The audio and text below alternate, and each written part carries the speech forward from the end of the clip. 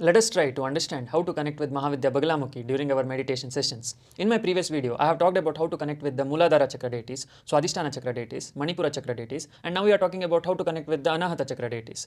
So the Muladhara Chakra represents the ground floor of the house, Swadhisthana represents the first floor, Manipura represents second floor, and Anahata Chakra represents the third floor. So now in the third floor, there are 5 houses. One is the Shiva Tattva, that is Krishna, and another 4 houses are Shakti Tattva, that is Mahavidya Kali, Mahavidya Bhuneshwari, Mahavidya Dhumavati, and Mahavidya Bagalamukhi.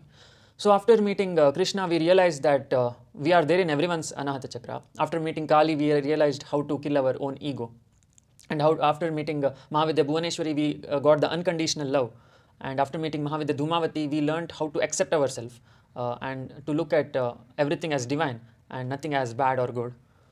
And finally, now we are moving on to the 5th house, that is after interacting with Dhumavati. So you have to know that this is all going on inside my mind. This is not going on inside the physical realm. So during the Brahma Muhurta time, that is from 4 a.m. to 5 a.m., you have to meditate using Japmala and this blindfold. So after putting blindfold, you have to go inside your own mind and interact with these deities. So this is all the stories of how I interacted with these deities. And this is also my first interaction. I'm not talking about my later interactions. My first interaction with the deities, when I never knew what they represented. So after talking with the Dhumavati, I went to the 5th house. I knocked the door of Mahavidya Bagalamukhi. I called her, Amma, Amma, please open the door. So Mahavidya Bagalamukhi opened the door and invited me inside her house. So I went inside her house. She told me to sit. And after I sat, I saw her house was filled with weapons like machine gun, swords, pistols, and shotguns, and lot of AK-47. And I was confused, like why is she carrying so many weapons inside her house? And she was also not like a normal goddess. She was like completely, veiny, and she was very strong in built. That is, she was not like very loving when compared to other goddesses. She was completely soldier type. And I was completely frightened by her looks, by her weapons, and I was scared of sitting in that house. Like there were grenades also; it could explode anytime. So it was fun, kind of, inside her house. And I asked Mahavidya Bagalamukhi, "Why do you carry so many weapons?" And her answer was, "To protect my loved ones." So I asked her, "How do you protect your loved ones?" So she had a TV inside her house. So she showed my all incarnations in the TV. That is, she showed that when I was an amoeba, I used to save myself using phagocytosis. So our immune system represents Bagalamukhi. That is, when we protect ourselves from external bodies or harmful foreign bodies, we are using our immune system, right? That immune system itself is Bagalamukhi. So during the amoeba phase, I used to use Bagalamukhi as phagocytosis, that is by digesting the foreign bodies and crushing it. And similarly, when I was a mammal, I used to have an immune system of T cells, B cells, macrophages, neutrophils. So I used to have these immune system. Now also I have that same immune system, that is T cells, B cells. Now also we are using Mahavidya Bagalamukhi to protect from viruses, fungi, bacteria, etc. so that we will not get infected and fall sick.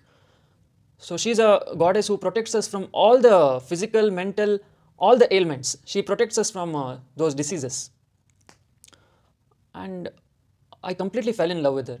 Like, she protected me since all my incarnations, that is 84 lakh incarnations. Whenever I was falling sick, whenever I was getting infected, she used to be there inside my body to protect me. When I was going towards depression, anxiety, she was there to protect me. And she was there even during my exams to protect me from failing.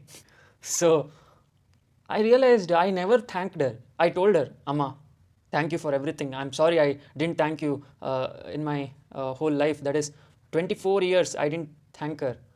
And I told her, sorry Amma, from today I will thank you every day.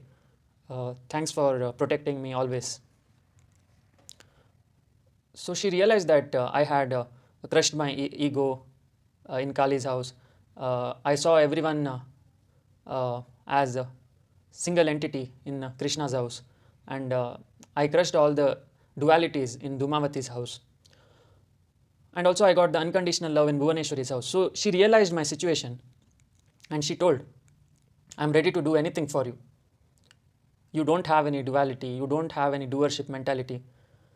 I'm ready to do anything for you, she told. I told, Amma, nothing, you have done enough. I'm happy the way you are. That is gangster mother, the thug life mother, the rowdy mother. I like you as you are, and I don't want you to protect me anymore. That is, I'm very happy with you. I'm very grateful for you for protecting me. I just want to hang out with you every day. I will meet all the deities every day during the Brahma Muhurta time, 4 a.m. to 5 a.m.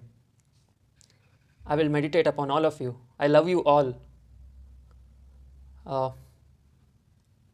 Then as I meditated for 1 month, 2 months, 3 months, slowly I started getting attracted towards Kali, because I realized everyone, all the deities are form of Kali itself. So then I made Kali as my Ishta Devata. So that's what you'll also have to do. That is, once you realize all deities are having the same feature as one goddess, then you have to select your Ishta Devata. But you should not select your Ishta Devata in the initial phase of your meditation. That is not in the first month. First month you have to connect with all the deities, because you have to know which personality is suiting your personality. Only then you have to choose Ishta Devata. Without connecting with all deities, you should not choose your Ishta Devata. Because the other deities will not feel acknowledged.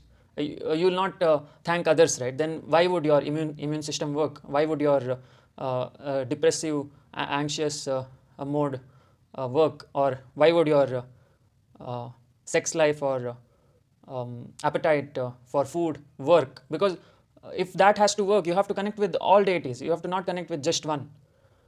So that was the case of Bagalamukhi. That is, she was a warrior goddess. She was a rowdy gangster goddess who was there to protect me anytime I want. But she will be available to you in a strong manner only if you connect with all the deities. Without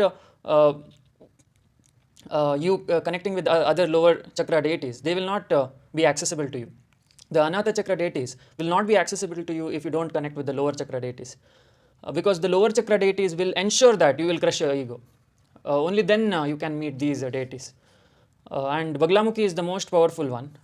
That is, she, in terms of protection. She will protect you no matter what. That is, if I tell her something that this guy is troubling me or this person is troubling me, she will immediately ensure that that person will not be there in your life. So she is also very dangerous. That is, you have to not misuse Bagalamukhi. You have to be very cautious with her. You have to tell her, please don't protect me like that. I love you as you are. Don't try to protect me so strongly. I can handle myself. So you have to tell her. Otherwise, she will be very furious with others. Whenever you get angry, she gets angry. Whenever you feel threatened, she feels threatened. So she's a warrior goddess. She will protect you no matter what. But to get access of her, you have to connect with lower chakra deities. Without connecting with lower chakra deities, you cannot access her. So that was the first interaction of Bagalamukhi. And I am completely in love with all the deities. Like I feel all the deities are same. That is, they are in complete selfless mode. That is, they don't want anything from you. We are just taking from them. That is, we are not giving them anything back. So if you start loving them back without caring about yourself, they'll also feel loved. That is, they are like selfless beings who have capability to go to the vibrationless consciousness. But they are not going because they want to create a stable universe for the immature souls, the immature consciousness, who have come here because of greed, lust, ego. So for the immature consciousness, they have created a stable universe. Otherwise, we would have been very chaotic. For example, in your dreams, right, you dream very chaotically. That is, you are not a very good form of Vishnu. You are a very immature Vishnu. That is why there are matured Vishnus, that is the astral and causal beings, who create stable universes so that you can evolve. So you have to love them and connect with them and not complain about life. You have to be satisfied. Yeah, that's what you will get after opening up all the Anahata chakra. There is access to Bagalamukhi, the warrior goddess. So she's very fun. She shows you all the guns, weapons. She's like an army base itself, her house. So, fun. Yeah, I hope I have brought some light to your consciousness. Thanks for watching. We'll meet in the next video. Jai Mahakal.